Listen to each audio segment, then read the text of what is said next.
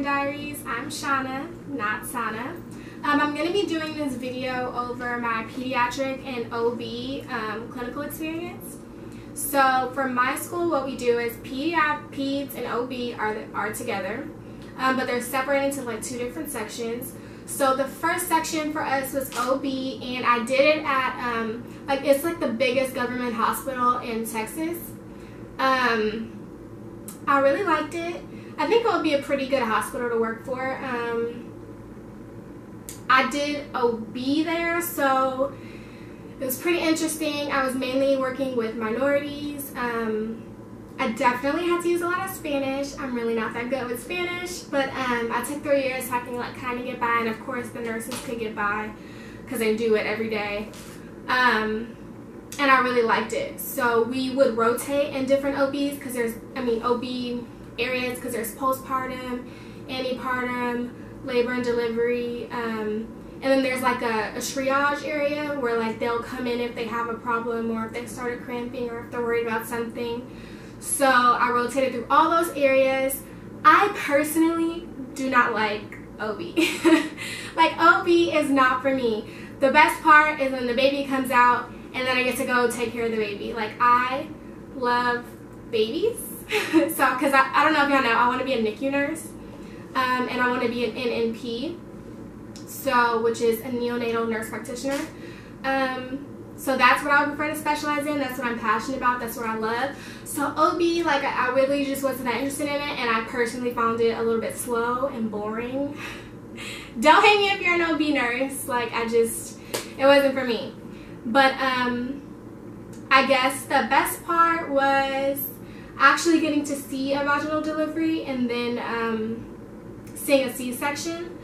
First of all, the C-section, it took forever. And like the hospital, the government hospital is also a teaching hospital, so just watching them, because they're also learning. First of all, I didn't know you have to cut through all of that. Like, it's tough. Like the skin, the muscle, the fascia, like all of that, them cutting through that, it's tough.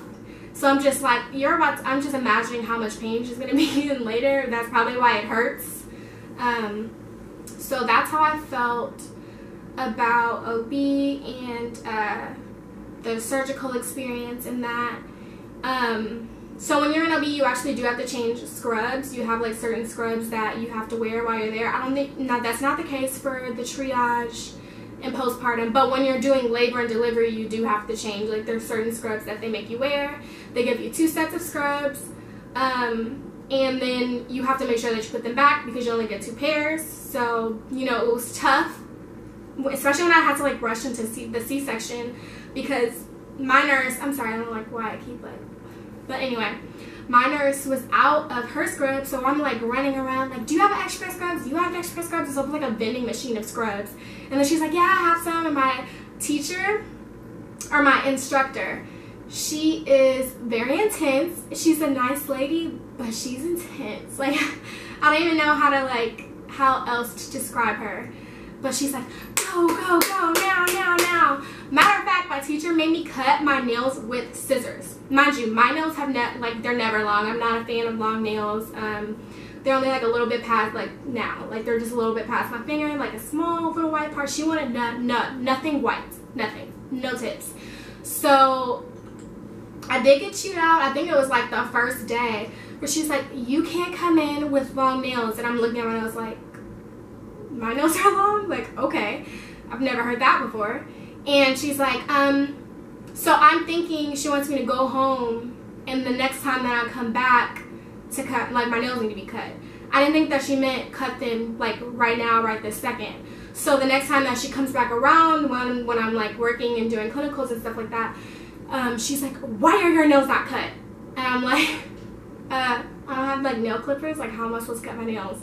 She's like, go find some scissors. Mind you, these are scissors that they're probably like using on people and wound dressings or whatever. Like, I don't know. I just have to find some random pair of like the nursing type scissors that you would actually like see people carrying. They were laughing. They were like, yeah, like some of the nurses have on like long fake nails and stuff like that, and they're like, she really made you cut your nails? I'm like, whatever. She made me cut my nails. That's a story that like nobody believed, that I really did have to cut my nails with scissors.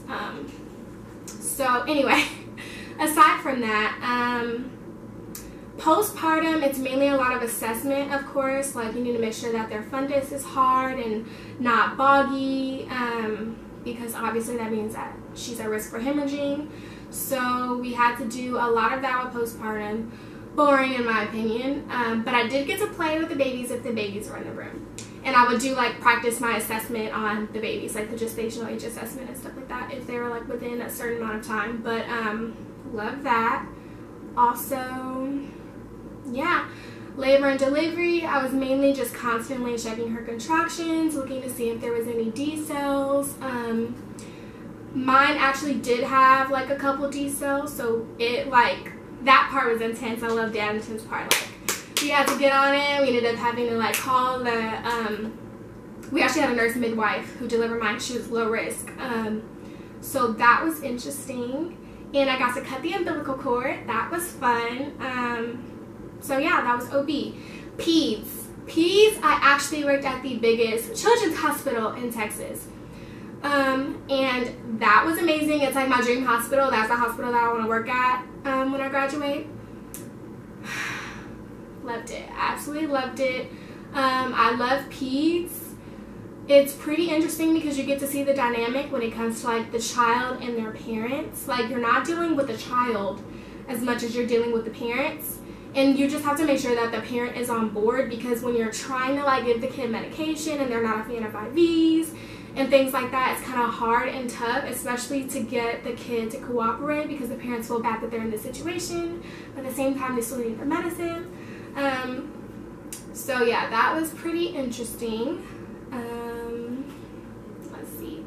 The only other thing that I would say is that certain floors were slower than others, obviously. So neuro, I was mainly watching for seizures and things like that. Like, my kid was on like a video EEG where he always has a camera on him at all times, and then he has his backpack and like scalp electrodes, leads like attached to his head, and I have to like press a button, or his mom has to press a button for when we notice seizure-like activity. So that was the kind of thing where we're in and out the room if she like noticed one or something, or she wanted to let us know something. Otherwise, it was pretty chill. Hematology, it was more meds. The kid that I had was older and he was more sick, so that one, it was just a lot of in and out with meds and chemo and things like that. So of course, NICU was my favorite. Like, NICU was absolutely everything. Like, I love NICU, and all of the severe cases obviously are gonna go there because they have like level 4 trauma, and then they have a lot of specialized doctors there. So of course, special cases are gonna come to that hospital. I had 2 different cases. One baby had like this really rare skin condition that I've never heard of, where we basically had to keep her covered with a Vaseline at all times. And then the other one had like an intestinal issue, but she was on so many different lines, and it was something that she really had to keep up with. They constantly check if it was going at the right rate and what needed to be refilled, and something was always beeping. But the babies were so sweet, and they really didn't cry that much. You know, they have to have their sleep. It's best for you to not wake them up, so you kind of have to get everything done in a timely fashion so that they can go back to sleep, because they need to sleep in order to grow. So yeah, and then you're helping out like the other babies that are around you, just because that nurse might walk away, so you have to be there, and you kind of like switch off. But either way, I loved it. So one thing is, when I was at the big government hospital, I did NICU there. But when I was at this specialized children's hospital, they allowed me to, when I was at the children's hospital, they told me that when you're working in NICU, they rotate you, because like there's level 1, 2, 3, 4, things like that. They don't want you to get burnt out. So, there's some people who are like, I work in 4 or I work in 1 or 2 and that kind of thing, and they just stick with that one. But since they don't want you to get burnt out, you rotate all of them. So you get experience with the super severe cases, and you get to see like the ones who are about to go home, or you're just, you know, like feeding them, that kind of thing. And I really like that, because as much as I really love like the fast-paced environment, I can imagine that after a while you can definitely get burnt out, so you would want to have some easier cases. Mind you, you know, if you're having to deal with colds all the time, yeah, that can get like a little, you know, your mental health, things like that. So I found that really interesting, and that was another reason why I wanted to work there. So, and plus the nurses and like the environment's amazing. Like, I really liked it. So yeah, that was my OB and pediatric clinical experience. If you have any other questions, please let me know. And yeah, so guys, thanks for watching, thanks for listening, and please subscribe to the Twin Diaries. Thrive and subscribe. And I'm Shauna again. Thank you. Bye.